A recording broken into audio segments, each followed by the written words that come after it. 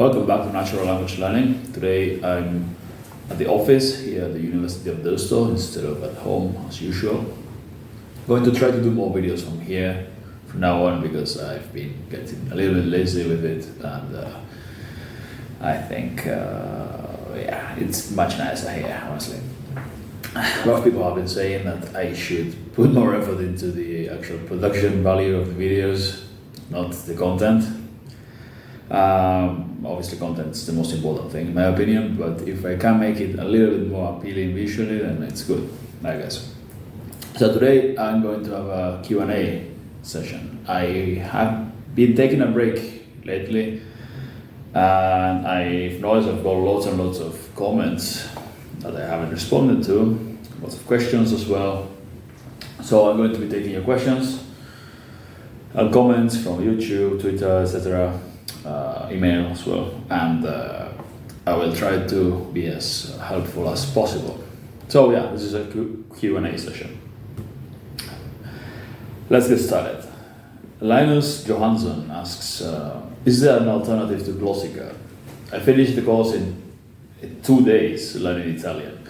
That is unlikely because Italian has more than 5 or 6, I don't remember right now, but at least 5,000 sentences in Glosa.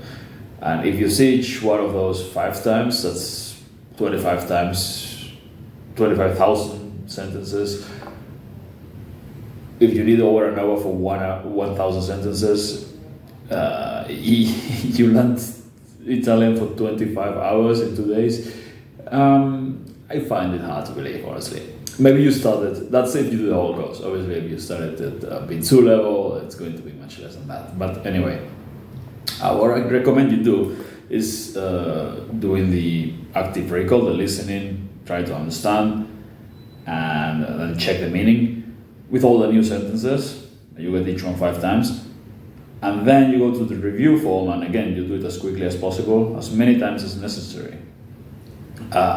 Listen to it without looking, then you check the meaning and see if you understood it correctly or not. And once you've done it enough times that you understand most of them correctly, then you start listening and repeating. Yeah, you listen and repeat the sentences thousands of times. 2 days is not enough. I don't know how many reps you did in a day. Some people do 100 reps, that's pretty good. I do over 1,000 usually a day. It's over an hour of listening and repeating, or active recall. And you should do at least 30 days of that. So you can simply just go back and go in review mode and keep doing more and more reps every day. But finishing the course in 2 days, I don't know how. I can't really see it. I don't know how you do that, honestly. All right, next question. Roger Ramos says, and this is in response to my reading is overrated, and it is overrated in language learning. It's in response to my reading is overrated video. He says, reading is underrated, these days more than ever. If you have a tablet, you can click on a word, I guess, check its pronunciation with an app like Google Translate without leaving the reading app. At times you can listen to the whole sentences. If you don't know an idiom, you can click. So he says it's underrated, but then he doesn't say why. He just starts saying, like, you can read this way and that way and that way. Okay, but what are the benefits of doing that? And then he says you can use TTS, which is text to sound, or text to voice. I can have the TTS app, read it for me. Okay. So basically what he says is reading is underrated, you should read more, and then you can get a TTS app to read it aloud for you. So you're actually listening and not reading, which was my original point anyway. Reading is not as good as listening or as speaking, because the 2 main skills you need in a language, the ability to understand spoken language and the ability to speak, right? So Again, reading is not the most effective way to learn to understand spoken language or to speak. If you say, yeah, you learn vocabulary and you learn grammar, and it's definitely useful, but it is overrated because everyone talks about comprehensible input these days. How reading is great. The solution to everything is to just get more input, read more, blah blah blah. And the reality of it is, it can be helpful for some things. Reading is better than nothing, obviously, and it's much better than a lot of those useless apps. But it's not the solution to everything, and it's definitely overrated. Okay, next question. English with Joe says, language torture, responding to how to become fluent, fast in any language. Basically, a video I did on listen and repeating drills to improve your speaking fast, which is you take thousands of sentences and you repeat one after another quickly. It should be fast, it should be difficult, they should be long sentences, it should be intensive, focused, deliberate, hard work. I said that's torture. And this is English with Joe, native speaker who's an English teacher, I guess. I don't know what his experience with learning languages is. You got a lot of these English teachers or native speakers themselves make videos of English with this guy, English with that, learn English with me. But mate, if English is my third language, and I've got a C2 level. English is your first language, and what's your level in your third? Not even third. What's your level in your second language? Do you even speak one? So what do you think? Why do you think you're qualified to help or to tell anyone what to do when they try to learn a language, right? What makes you an expert? Or sell tacos you did or something? Alright, next one. Finally, I've been eagerly waiting for you to do a conversation in foreign languages that aren't English or Spanish. This will help reduce the haters, like with Luca, I guess it means Lamparello. Barely has haters because he's put out a lot of videos conversing in like 7 languages. Yeah, this is a really good move for you to really prove you're legit. And this is in response to my to the recent podcast I did in German, which I'm going to do more of, like once a week, I think. The thing is, this doesn't really help much with the algorithm. I've done other videos speaking Romanian, German, French, Italian, etc. in the past, and they do really poorly with the algorithm. A video in English talking about whatever does much better, gets a lot more views than, unfortunately, or fortunately, depending on your point of view, right? But I noticed that the German podcast I did, it's not doing as well as how to do XYZ videos I do in English. So yeah, I'm going to try to do more of this. And some people like watching them, but for the most part, results are not very good in terms of views, which is pretty important for me. Okay, more people liking the podcast. Glad you like it. I'll try to make at least one episode a week for now on. Again, how do you get to 1,000 sentences on Glossica? I get 5 at a time, which are read to me 25 times. Yeah, that's the learn new items. And then you go to review mode, and there you get all the older ones. So you add 5 more sentences with 25 reps, 5 times each, and then they go to the library, and then you go to review mode, and there you've got all the previous ones.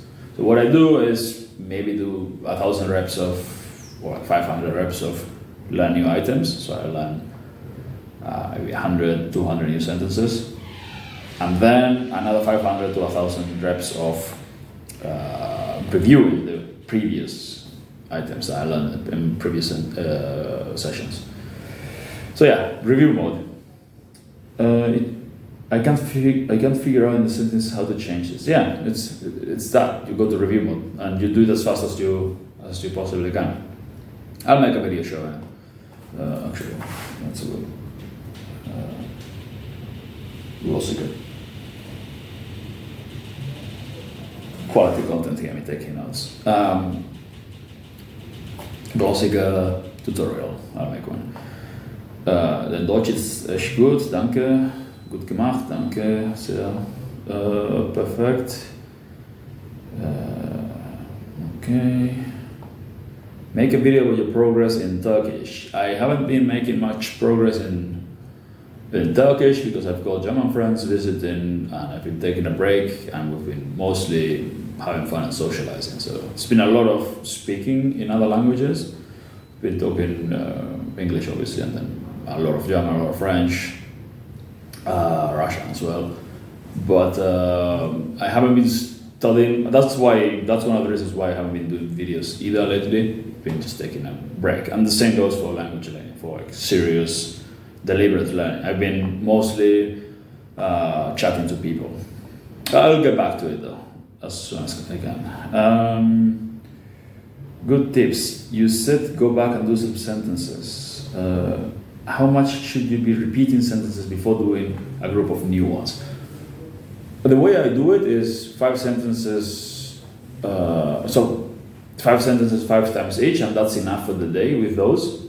So like if I've got 100 sentences to learn, 5 times each of reps of listening and repeating, and then I go in review mode and I'll have those and the ones from the previous day and the ones and the sentences from all the previous days. So I'll just do the whole list.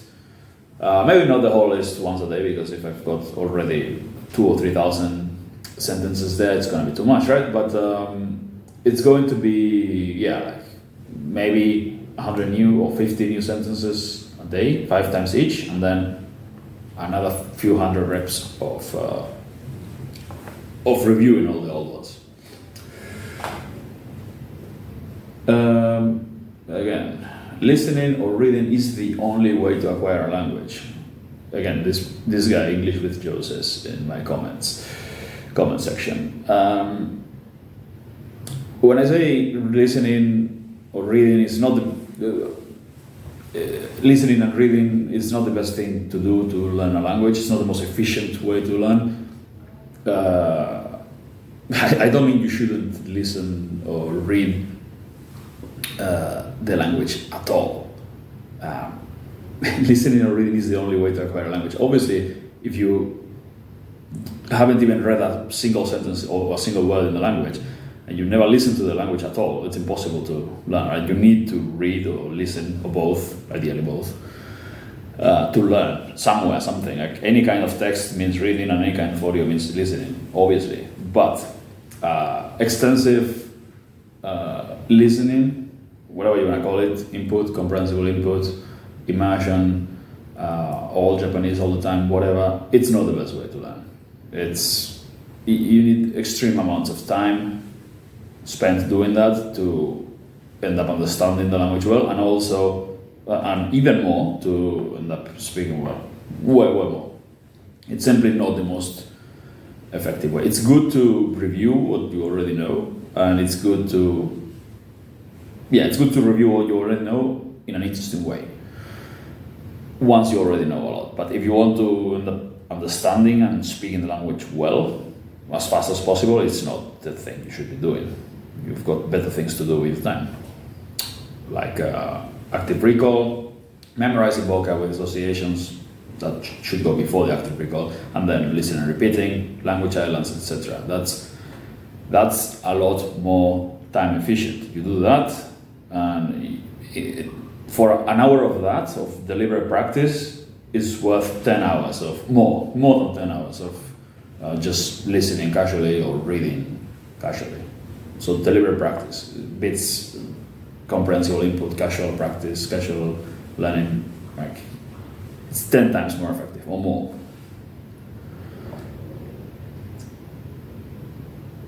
Okay, I just don't believe this, says David Brisbane.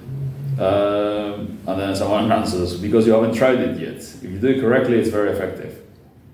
And then this guy says, I said I don't believe it, not that it doesn't work for some. Okay, mate, you don't believe it, but then you say, I didn't say it doesn't work for some. So you believe it doesn't work, or you believe it doesn't work for some? Which one is it? And I know it will never work for me. Well, if what I'm suggesting is doing this particular exercise, very specific exercise, and I tell you exactly how to do it, 1 hour a day for 30 days, this might be, it might sound crazy to you, but there's a way to test if doing that 1 hour a day for 30 days works for you or not. You know exactly what to do. Like, you could actually do it 1 hour a day for 30 days and see if it works for you or not. Just an idea. Anyway. The next.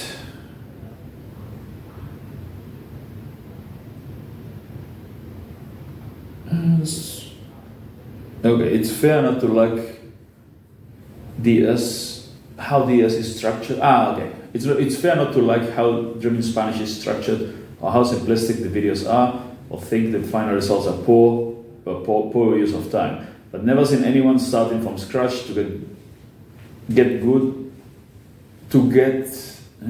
Never seen anyone starting from scratch get to a good level significantly faster than what you're referencing. 2,000 hours. No, anyone actually showing the work in any real way anyway. It's always many hundreds or thousands of hours. Hundreds, yeah, thousands, you don't need that. Before consuming native content, you can start consuming native content day one. Why not? You just get the script, get the vocabulary from the script with a vocabulary frequency counter, and you memorize all the vocab, starting from the most common words, and then you watch or listen to the content, and you will understand quite a lot. And you keep doing that. You can do that from day one. It's not that complicated. There's a reason places like FSI are always thousands of hours to get to a bit too low for easier languages. Yeah, but places like FSI, those people are troglodytes. They're ancient. They live in the 19th century. The learning methods of the 19th century. Those people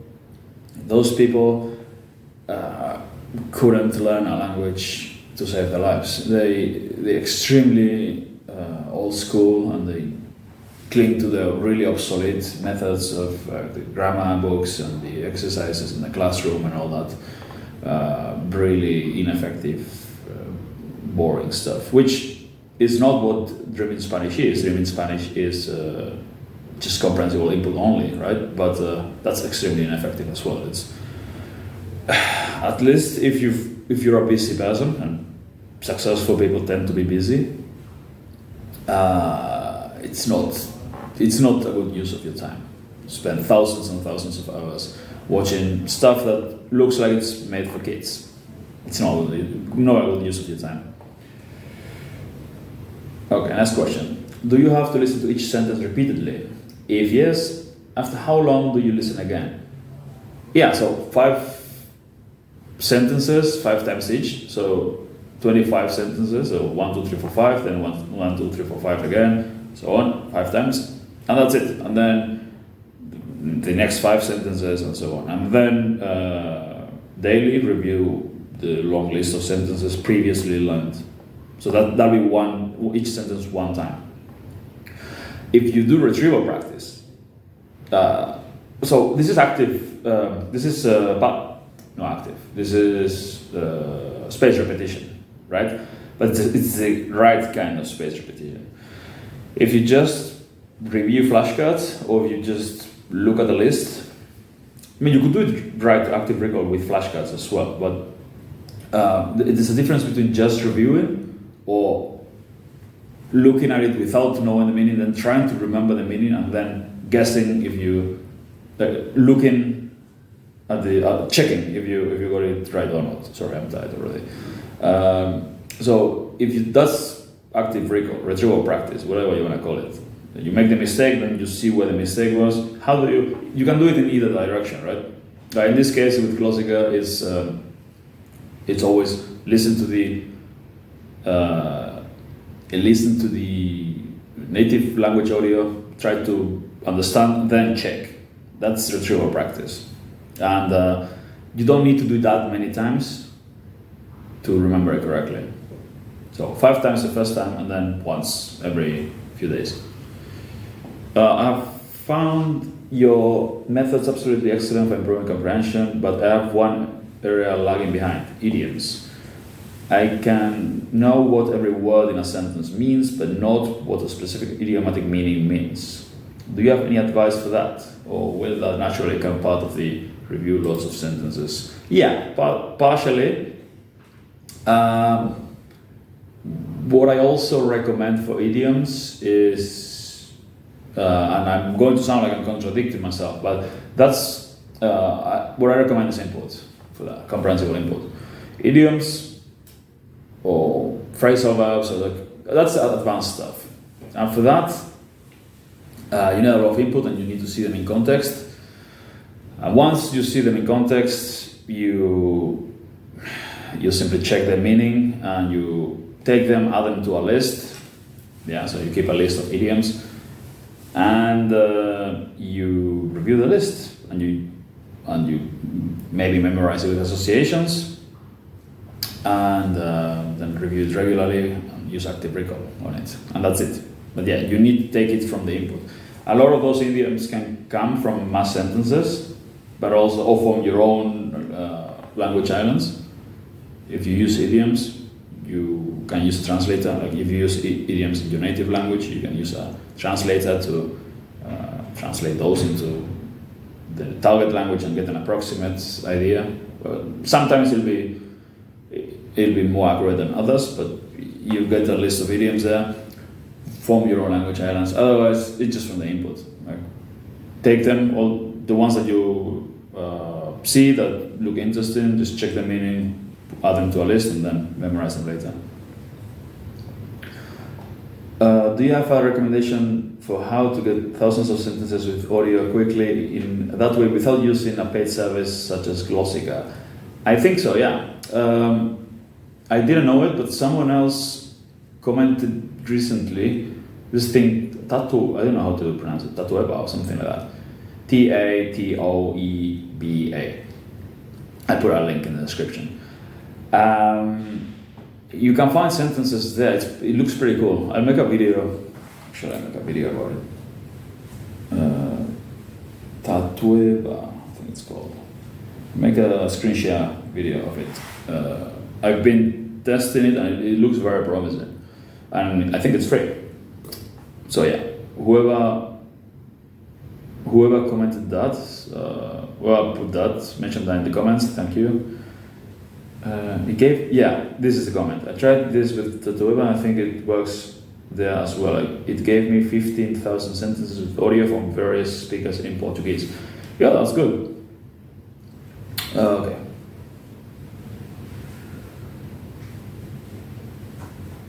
What do you think about writing transcriptions for audios you're interested in?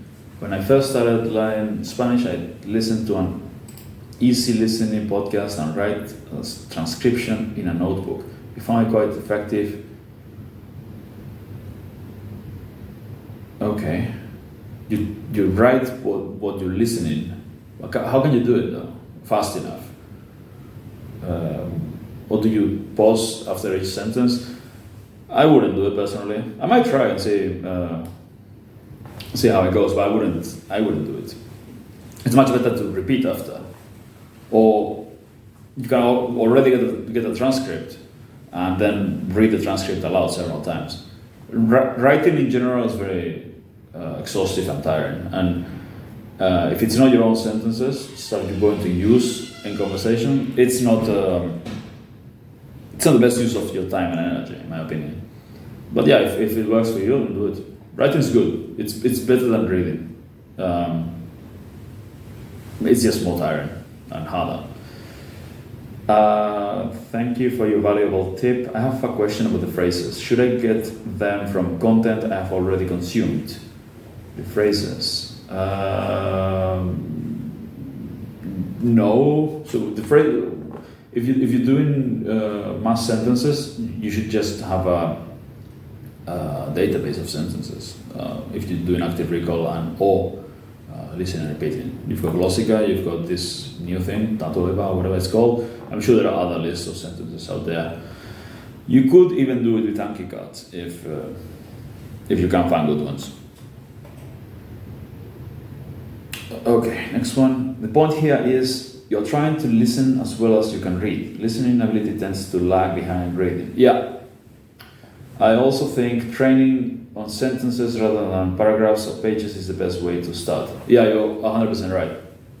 Listening is always going to be more difficult than reading, especially if it's native speakers speaking fast, because words tend to cluster in connected speech. People tend to mumble and people tend to speak quickly, and it gets difficult. And also, if you don't know the right pronunciation, knowing all the words and knowing the grammar might not help you if you don't know the right pronunciation. So doing active recall, listening to sentences and trying to guess the meaning with fast sentences, so fast speech, long sentences, complicated sentences by native speakers, is going to be the best training, because you always get immediate feedback. You listen to a sentence, you check the meaning. You listen to the next sentence, check the meaning. Listen to the next sentence, check the meaning. So you constantly, first of all, you're focused. Yeah, it's hard work, it's effort, and also you constantly getting feedback. That's the difference with comprehensive, with just casual listening. Right? If you casually listen to the podcast, yeah, it will help. It's much better than nothing, obviously. But again, doing this with 100% concentration is going to be much more efficient, because you are getting immediate feedback. So if there was a word you didn't understand, then you check it. If you didn't understand the whole sentence, then you check it. Or if there are words, specific words that you don't know the right pronunciation, you get it by just listening to them on isolation, instead of like just understanding more or less what's going on by understanding the gist, and that's it. That's also good. You should also do that, but specific, focused, deliberate work always much more efficient use of the time. If you want results fast, I mean, it's not fun and it's not easy. It's hard work, but it's faster and more efficient. And what we're looking for here is efficiency. The people I coach tend to be business people. Tend to be professionals, tend to be super busy. They don't want to waste time. They want results. And if you want results, you need to do things that aren't fun, but are effective. Right? All right. Next question. Thanks for this. I've been learning Arabic for a trip, and I was hoping to take next year, but my boyfriend gifted me a trip to Egypt in 3 weeks. Okay. From where? This is Carnivore is Vegan, by the way. Carnivore is vegan. I've been taking my time and took the last month to learn to read while learning vocab. Now I need to learn blisteringly fast. I'll be switching to this method, but I'm glad. Yeah, this method will be really good for Arabic, because even if you have learned to read the language, you will never be able to read it as fast as you can read English. It's just very hard. Like, I can read Cyrillic well, or Greek, but obviously much more slowly than I can do in English, or anything with the Latin alphabet. So a lot of listening and then listening and repeating is going to be much more efficient, time-wise. Yeah, also for dialects. Glossica is good for this because you've got modern standard Arabic, but you also have Egyptian, I think Levantine as well, and well, we're going to Egypt, right? So yeah, Egyptian's good. Okay.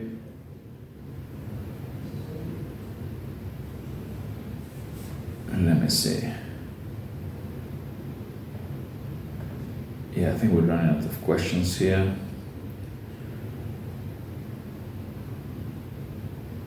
Okay. Do you have learning goals for 2024? This guy responds, by the end of the year, I want to hit 700 hours of Spanish comprehensible input start speaking on italki with natives and then start either French or Swedish. You see, 700 hours of comprehensible input. That's and that's the goal. Again, you'll be able to understand a little bit of Spanish with that, like a decent amount of Spanish probably, but waiting 700 hours to start speaking, and also speaking with native speakers on italki, again, not the best way to start speaking. You should be speaking long before you do those 700 hours. If you start doing 1,000 sentences a day of listening and repeating, by the time, like, okay, let's say thought experiment. One guy does 700 hours of watching videos and listening and reading in Spanish. The other guy does the same amount of time, but it's just active recall with listening, memorizing vocab, and listening and repeating sentences en masse. Which one do you think is going to understand and speak much better after 700 hours? Not even 700 hours. With less than half of that, the guy who's doing the deliberate practice is going to be doing much better. So yeah, don't waste your time. As long as if you value your time at least. And okay, let's see what else we've got here. What strategies do you employ to effectively learn a new language fast? What strategies do I employ to learn a new language fast? It depends on the language. If it's an easy one, if it's similar to the ones I already speak, then I immediately start doing listening and repeating. And with listening, I mean active recall. And using language islands. Yeah. If it's a more difficult language, one that's very different and I don't know the vocabulary, then first I memorize the most common words, and I learn the grammar by using those like 50 something, 60 sentences I've got with all the grammar, and I translate them into the language, and I learn all the grammar with that, and then memorize the vocabulary, and then I start with the listening, repeating, and the language islands. But that's basically it. The process is always the same. Where I start depends on how difficult the language is. Yeah, some languages don't require for me to memorize thousands of words or to learn the grammar at all, simply because the language is already quite easy. Like if I'm learning, let's say Catalan, it's I speak Spanish and Italian and French, so it's basically I can look at it or listen to it and understand quite a lot. I don't have to memorize vocab. For example, if I'm going to learn Chinese at some point, I'd have to memorize a lot of vocab first. Okay, but that's basically it, yeah. Memorize vocab, learn the grammar rules using the sentence list, don't study grammar, and then lots of listening, repeating drills, and language islands. Okay. Final question, and this is an interesting one. Can you describe your polyglot routine and how you learn languages in your daily life? Okay, so first of all, I don't spend all day learning languages simply because I've got work to do, right? I've got a business to run. So first of all, I do that. But during work, I do take 5 or 10 minute breaks to do short language learning sessions. It's kind of like meditation for me. If I'm getting stressed, I just do some language learning and then go back to work. But yeah, I introduce short sessions here and there. But then the main thing is every day it's like 2 or 3 hours of language learning, sometimes 4 if I've got the time. And it depends on the day, but for the most part, I do long sessions of listening with active recall, half an hour usually. Then I take a break. Then half an hour of active recall again, or listen and repeat. That's something I can do for hours. Listen and repeating sentences, with either long sentence lists or with my own language islands, which are also important. I also do a lot of listening, again, with the audio file. I listen to podcasts as well, but with the audio from my own language islands, which are sentences that I'm going to use later in conversation. And then 5 or 10 minute sessions of memorization of vocabulary. I keep track of how many words I can memorize in 10 minutes, usually around 30 or 40. So I do several of those during the day. So I do like one of those, and then like 10 minutes of intensive memorizing, and then active recall or listening and repeating, something that's easier. It's not easy, but it's easier. And then eventually I take a quick break, maybe 5 minutes meditation session or short walk or something like that. I do Huberman's and SDR sessions as well in between my language learning. And then go back to doing 10 minutes of the memorization and then 30 minutes of active recall with listening or listening and repeating drills with mass sentences. And that over and over again. And that's it really. Of course, then I need more time to prepare content, language islands, things like that. But that's once you get language islands ready for some languages, you can reuse them pretty easily for others.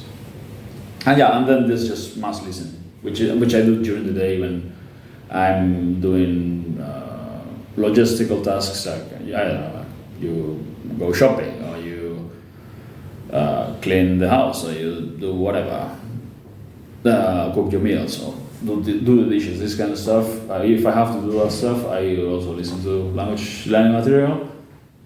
When I do cardio or workouts, not when I do the fighting stuff, if I'm boxing or doing jiu-jitsu or something like that, I don't obviously listen to language learning materials. But if I am running or working out in the gym, the calisthenics park outside, I do listen. I do a lot of listening. And that, again, listening by itself wouldn't be that helpful, but because I've been practicing that same content in the intensive sessions, then it really helps consolidate what I've been practicing.